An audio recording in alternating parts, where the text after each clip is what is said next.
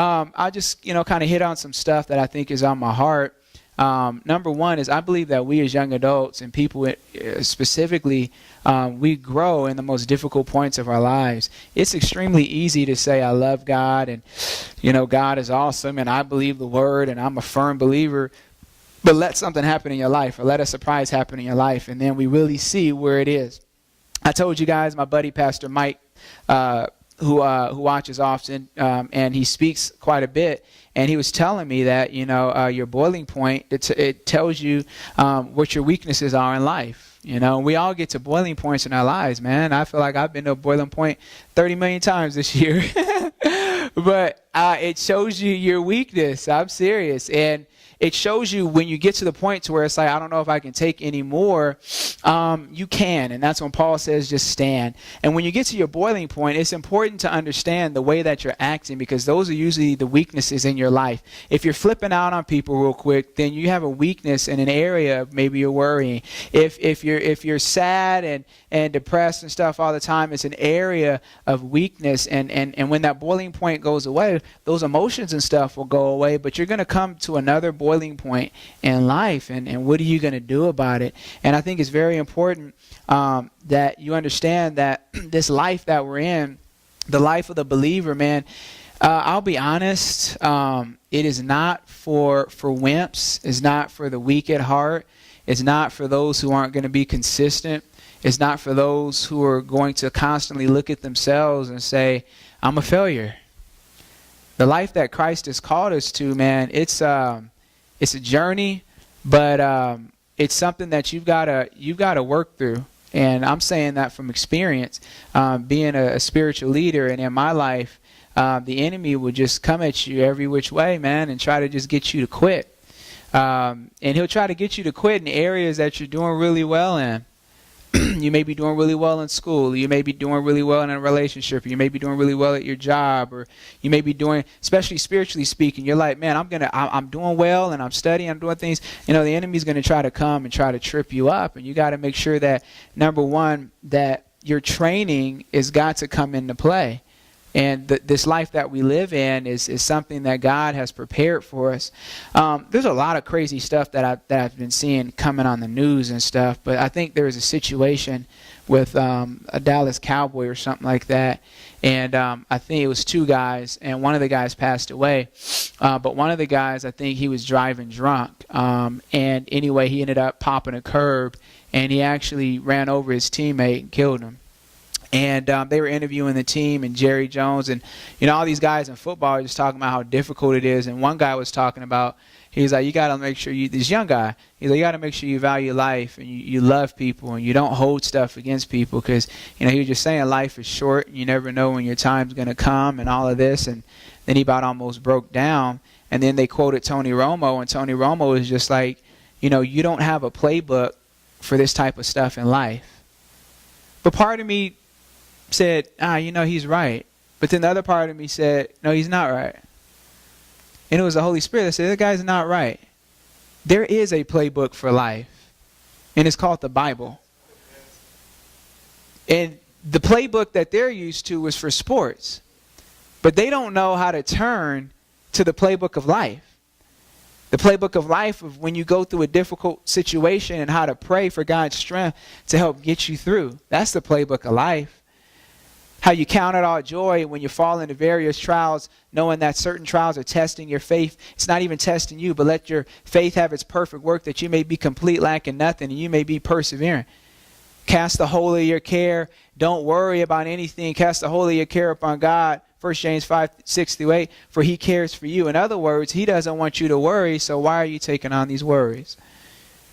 Genesis 1:26-28, let us make man in our image after our likeness. In other words, God said, let me make man in my image just like me. The way that I respond, the way that I do things, I want my man to do the same thing.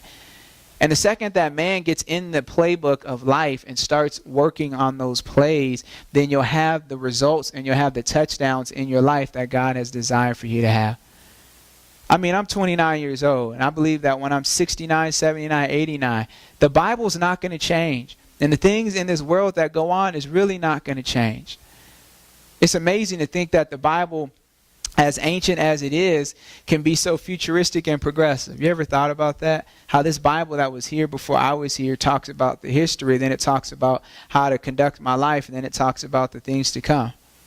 And if we're not careful, it's easy for us to get away. You guys know, I'll be transparent. I'm writing a book, in the midst of writing a book on depression, and I'm needing to speed it up. A lot of people have been asking me to speed it up, especially people in Atlanta. They've been hitting me up on my Twitter like, yo, when's that book on depression going to be done? When I spoke out there a couple months ago, they were just ready for it and chomping at the bit. But I'm taking my time with it and really hitting it and doing some surveys and research. The book is basically on how young adults can get through depression and beat it. And one of the main things, guys, that I've been seeing as I've been interviewing young adults regarding depression, my experience and then theirs, 99% of the folks that I've interviewed, they can pinpoint when they seeped into depression. Okay? They can pinpoint when they seeped into depression. And 100% of the time, when they slipped into depression, 100% of the time, it was because of a difficult situation in their life. I spoke at Desert Christian High School, I think about a month and a half ago or so. And after I got done, this junior or sophomore, I think it was a sophomore or a freshman, the kid comes up to me and he's, basically, crying. He's just like, I have gone through depression and I'm still kind of going through it. And I was like, well, what do you mean? I mean, what do you mean? And he said, well, I've been down and out and different things of that nature. And so I asked him, I said, well, when did this start? He said it started in 6th grade. So this started in 6th grade? And he said, yeah. And I asked him, well, what caused it?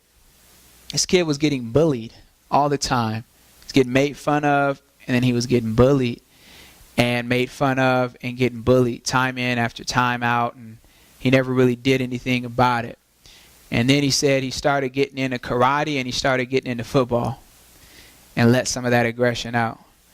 And he told me that, he eventually got through that part in his life as far as the bullying aspect, because once he learned self-defense, he's like, I'm going to beat you up if you mess with me anymore.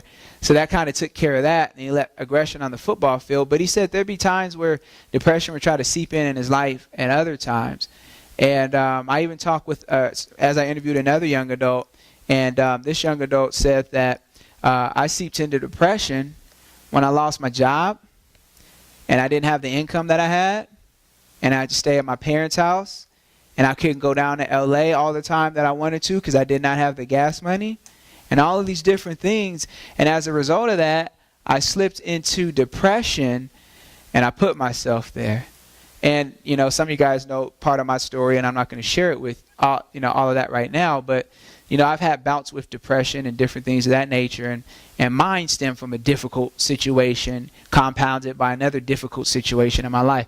Now, the reason I'm saying that is to say that there's many symptoms of depression, and a lot of people don't realize they're in depression until you see some of the symptoms. And I asked somebody a question. I said, how do you know if you're depressed? Oh, I know I'm not depressed because I'm always happy. I said, well, let me ask you a question.